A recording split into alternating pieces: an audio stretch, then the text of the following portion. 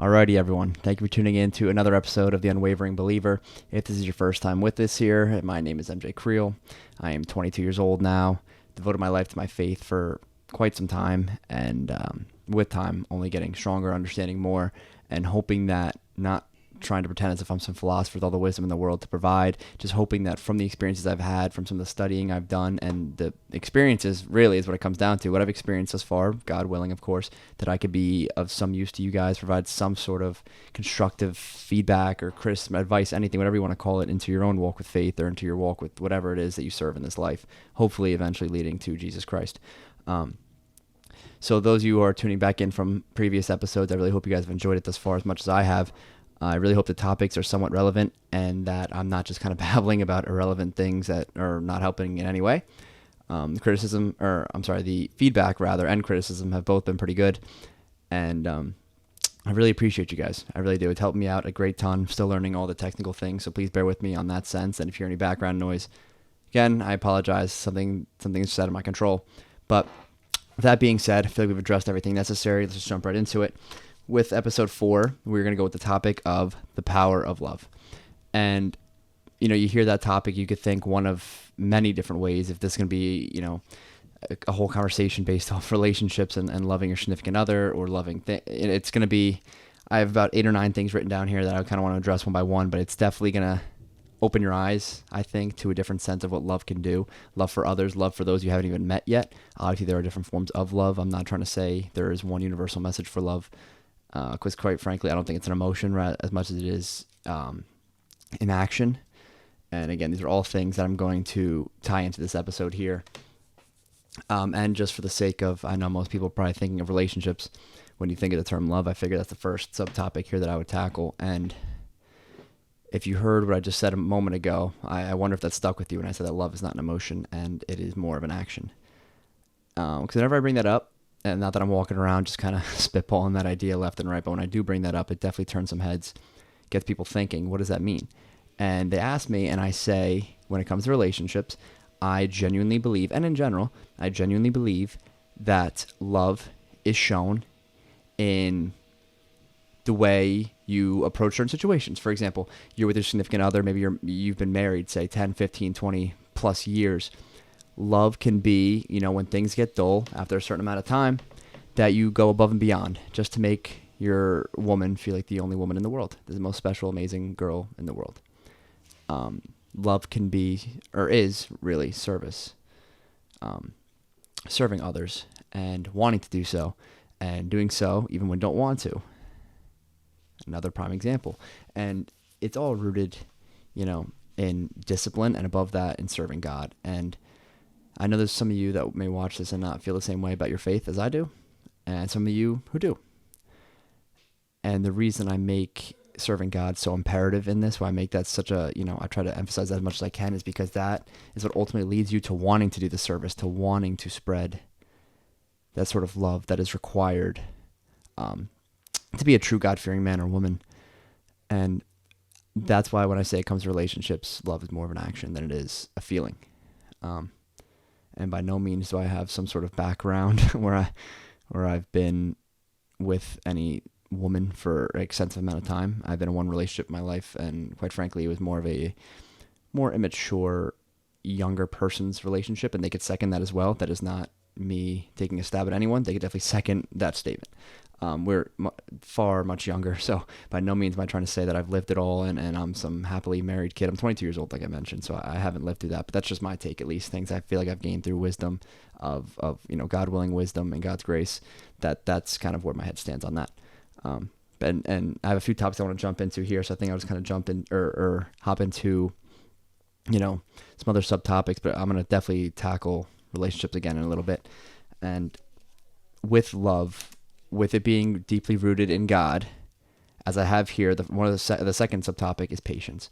And love, again, please just bear with me and open your heart to the idea of this perspective shift, if you will, because again, love is much deeper rooted than relationships, and that's what I'm going to try and make this episode all about. So if you just bear with me, try and hear this through a little bit, I think this will definitely help. So patience. How does patience tie in with love? And I'm not just saying being patient with your partner, being patient with your friends. I'm saying patience in a way that is not just discipline. Patience in a way that makes you a happier person. Perfect example. You can claim to be a God-fearing man, a man who goes to church, a man of great patience, but when someone cuts you off in traffic, do you flip them off? Do you honk at them? Do you try and chase them down? What do? If you're maybe walking into, anywhere, a restaurant, a store, whatever it may be, and the person in front of you doesn't hold the door for you, maybe they're on their phone and they're just let the door kind of close right on you, what is your initial reaction? How does that make you feel? And, it's such simple things, such silly things that ultimately, again, obviously cutting someone off could result in someone getting hurt if it's very bad, but for the most part, it's not. That's not usually the case. It's aggravating. Or someone not holding the door for you because maybe you think just because it's common courtesy that you deserve that. And if you don't do that, then they're wrong and you're right. Well, newsflash, that's not the case. And quite frankly, it is such a small problem. It's such a minor problem that ultimately should have no value to us. It's just something that we definitely over exaggerate in a sense. We definitely exaggerate little things like that really, tick us or rub us the wrong way. And it could really make an impact in your day. I mean, seriously, people say they're having such a bad day and they'll list off a number of things as to why they're having a bad day. But you could give me a list of 3 things as the things that you've been blessed with, and that should entirely outweigh the things that led to a lack of patience, things that led to you being frustrated with your day. Again, I'm not trying to drift with this topic. It's just so silly when you really break it down for what it is. But to really, in a nutshell, explain why patience is tied to love is because when you are, like I've said a few times, rooted in this faith, you have a perspective change. Somebody cuts you off in traffic, you don't always just want to flip them off anymore. Sometimes it'd be annoying. Please don't get me wrong on that, but you don't always just want to go after them. Someone doesn't hold the door for you. It's just, oh, okay. You're not just like, wow, what do you know what or something. It's not.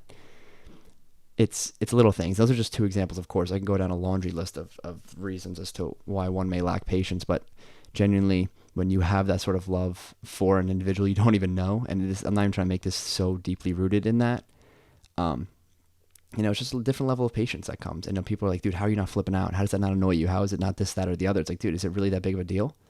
Like, seriously, is it really that big of a deal? Ask yourself. And again, these are all things that I believe are rooted in love, both for God and in loving God, loving others.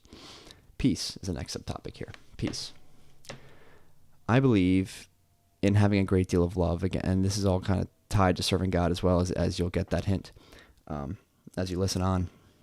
You get a level of peace when everybody around you becomes, maybe either an acquaintance or becomes somebody who you may view as a friend, or now it's just, it's not just a stranger out on the street, just someone that you have like a genuine understanding for, someone that you have a, not just another another bystander, if you will. There's a certain level of peace that comes with all of it. And I'm sorry, again, if I start babbling or drifting, I'm trying to really tie this all into one so it kind of makes sense. I can see it in my head. It's just kind of tough to put into words sometimes. So please, I'm still new to this. But like I'm trying to get at with peace, if I could really narrow it down, in loving others, there's a great deal of peace, and I'm not saying you should just walk around with your guard down because now you love that person and you think they're automatically just great individual with great intentions. But there's a certain level of peace that even when maybe things arise, things around you, like your environment may change, it doesn't change your circumstances may change, doesn't change your enthusiasm. And that may seem like a corny, one-liner, essentially. But if you choose love, I believe you choose peace. I think that's a good way to put it. And sometimes you don't even have to choose peace. It just comes like it's second nature almost. And maybe that's going to make a little bit more sense as I go on. Peace is kind of a hard one to tackle, so I kind of wanted to address that first. But understanding. In choosing to pursue a great deal of love for God and for others, you will get a greater understanding of why things happen, of why people act the way they do. And even if you don't understand why they act the way they do, you have a general understanding of the possibilities as to why people act the way they do. Somebody having a rough day, it goes from, wow, what a jerk, he didn't do this for me, common courtesy, or he's just giving me an attitude, one that I don't deserve. Who's to say he didn't just get the worst news of his life? Who's to say it's been a really tough week for him or her? Who's to say anything? I mean, it's so easy to judge a book by its cover. You never really know until you know. And you start to acknowledge these possibilities, that another person could be experiencing, and it definitely gives you, resulting back to, or relating back to peace, it gives you a sense of peace. Because no matter how rough, how brutal, how arrogant someone could be with you or towards you, you you start to entertain the fact that maybe, just maybe, their life isn't exactly where they want it to be, or maybe they are going through a tough stretch. Those are things that typically people don't think about. They kind of tie it all into one, like, oh, you're being rude to me, unacceptable. And by no means did I say if you're having a tough day, you can be rude to others and be mean to others. But what I am getting at is when other people are like that with you, naturally you don't need to reciprocate that, because you just don't know what's going on in somebody else's life. And this is tied back to having that genuine sense of love for people that you may not even know. Because I'm sure there's times where you've been there and you don't want to entertain others. Maybe you do, maybe you didn't, I don't know. But I truly believe that comes with love. With love, the next subtopic I wanted to cover was the duty of serving, getting that sense of service that is almost like a healthy kick in the butt to do so.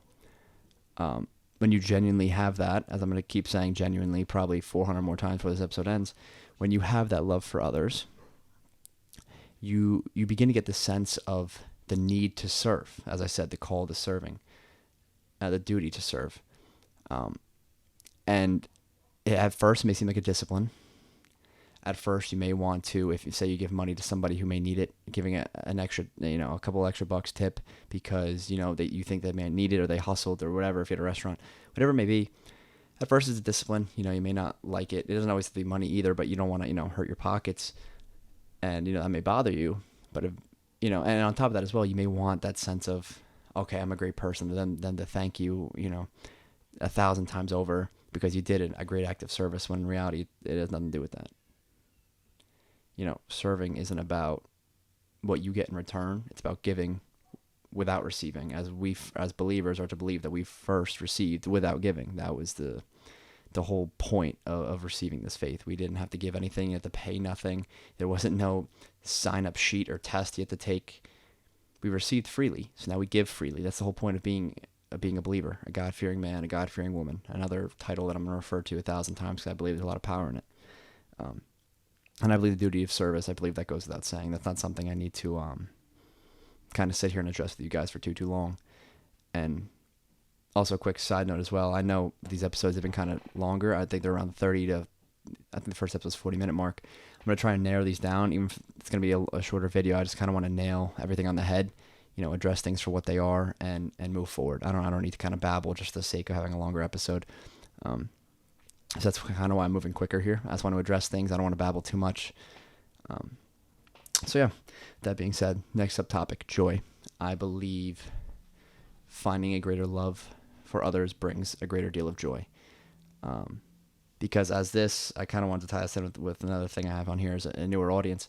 With joy, I can make a whole video on joy in and of itself. It's something that maybe you don't always feel. Sometimes even now, really, I struggle to feel that.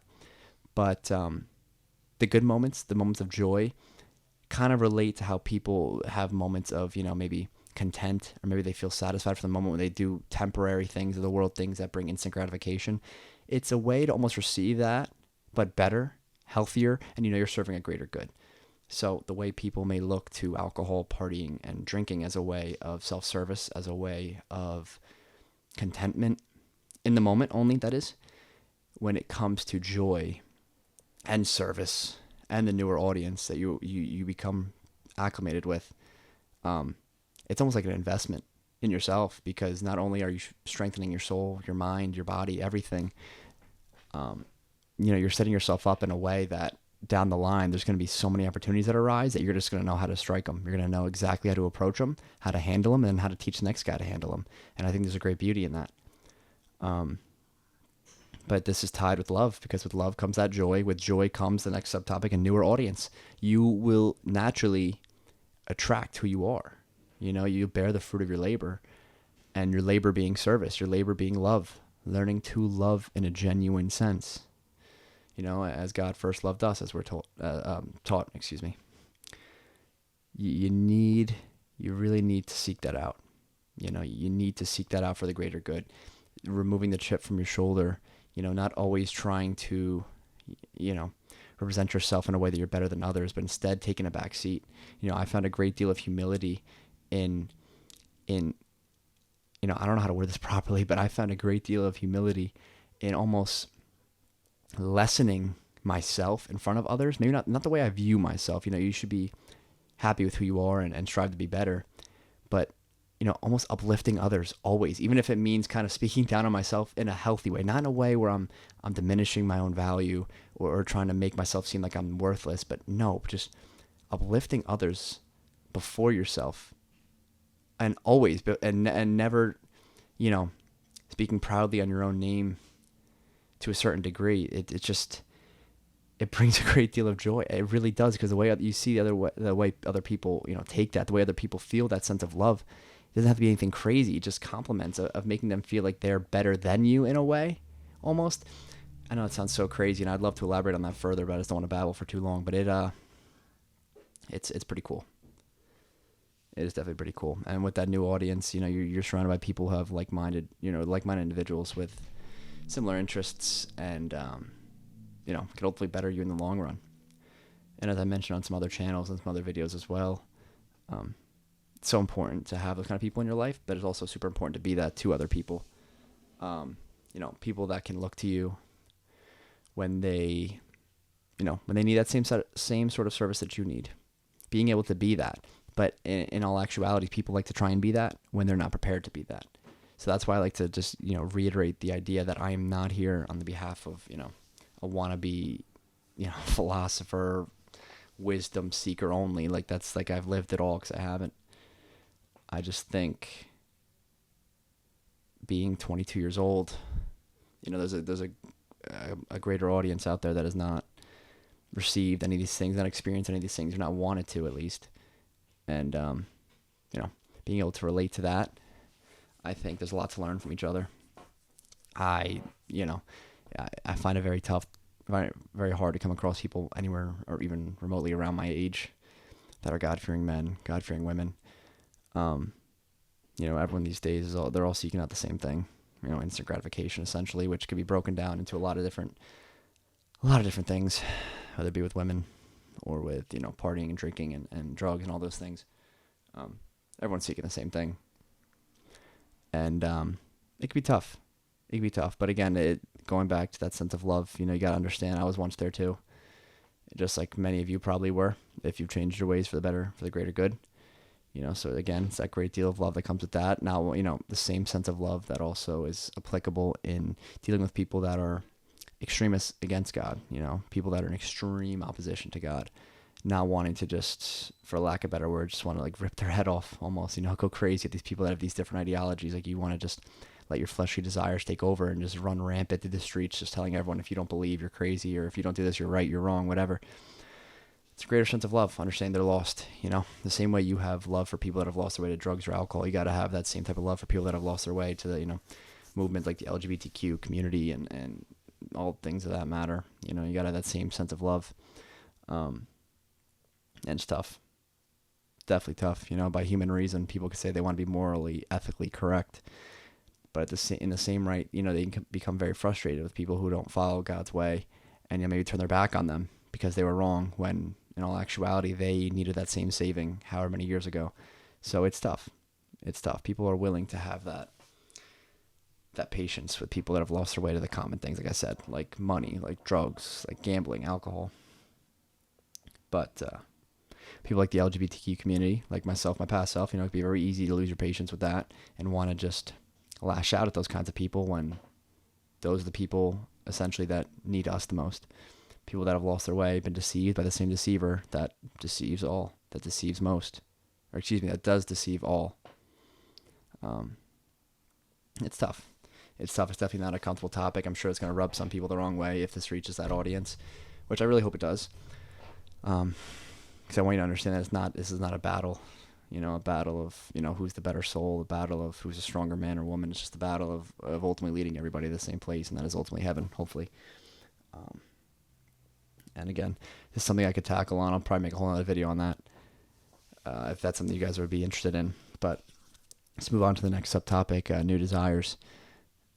With that greater sense of love comes much greater desires that ultimately are going to be like a complete 180 from where you stand now if you haven't made the change yet, made the shift into serving the greater good. New desires that they won't align. They won't align with worldly things. They won't align with what the popular do, with what the common societal member does. But it's beautiful. It's beautiful in the same right, because it's almost like seeing from a bird's eye point of view. I try and tell people this sometimes. I actually explain this to my mother a lot. I feel like sometimes it's like I'm pulled out of the world, almost out of my own skin, almost, and you're just looking in. And now that you know the truth of what real love is, that's founded on the cross, it's like you look at what goes on around you, and it's insane. It's insanity. I feel like you just know something that other people don't. And no matter how many times you try and tell them, they just don't want to believe it. But it requires a great deal of patience. And again, for the 10th time now, it is all rooted in having a greater sense of love. Your perspective needs to be completely shifted. The way you look at people, whether they're happy, angry, somewhere in the middle or not, it's all deeper rooted in something else. We essentially are a reflection of our choices of the opportunities that have been presented to us from the day we were born until now. So, again, I'm not trying to babble or drag this on. It's just a tough topic kind of in some rights to describe, because it's just so long, and most of it for me is just like such a blur almost. Kind of just like I had no road to Damascus story, essentially. I just feel like it's just everything before I decided to live my life truly for my faith is just kind of like a blur. So explaining it, forgive me if explaining this is kind of, longer than it needs to be, and I'm kind of just babbling on and on and on. But the only thing that matters, if you want to get anything out of it, is that with loving others as yourself, with truly experiencing that, truly pursuing that, your whole perspective will dramatically change. But you got to want that to happen, or instill a discipline in yourself to make it happen, regardless of how you feel. That's something that don't really know how to even start for me, to be honest with you. If you asked me, I couldn't really tell you. It's just all such a blur prior to, and quite frankly, I don't mind it being that way, because if I could remember every decision I made prior to, if I can remember it vividly, it'd be a long road. But again, it doesn't matter. We can't be rooted in our past. We gotta be rooted in the future and who we are now, enjoying the present, and also pursuing a greater us for the future. And, these are all virtues I've been touching on. These are all things that come with time, things that come with service, things that come with true, unrelenting faith and discipline. So don't beat yourself up for wherever you're at. But I'm definitely encouraging you to pursue your faith in a way you haven't, pursuing love in a way you haven't, pursuing service in a way you haven't. And it'll open doors to things that you didn't know existed. It'll open doors to emotions and feelings you didn't know existed. It'll open doors to opportunities that you could have never imagined would present themselves. But it takes time. It definitely takes time. So to wrap this episode up in a nutshell, it's been about 23, almost 24 minutes now. Serve others before yourself in the ultimate goal of discovering love in a way you never imagined. And a love that is rooted in God, of course. And your whole perspective will do a complete 180. That's a promise. But again, it takes time and takes discipline. So make the decision, stick to it, and you'll see change. I hope this episode wasn't too long. I hope I didn't drag on these things for longer than they were needed to be. But I hope a lot of it, or some of it at least, made sense. I hope any of what I'm saying in any of these episodes makes sense to you guys. So I know exactly what I'm thinking. It's just kind of hard to put it out there. But anyways, thank you guys again. Really, really do appreciate you guys. This stuff is, a lot of fun to me. I really appreciate the fourth time you guys listening, because I like to talk a lot. For anyone who knows me on a personal level, I do like to talk a lot. That's why I'm able to sit in front of you for freaking 25, 30 minutes and just talk away. So thank you guys. Seriously. I appreciate all feedback, good, bad, anywhere in the middle. No such thing as bad feedback, so I'll just take it and, hopefully just better these episodes with it.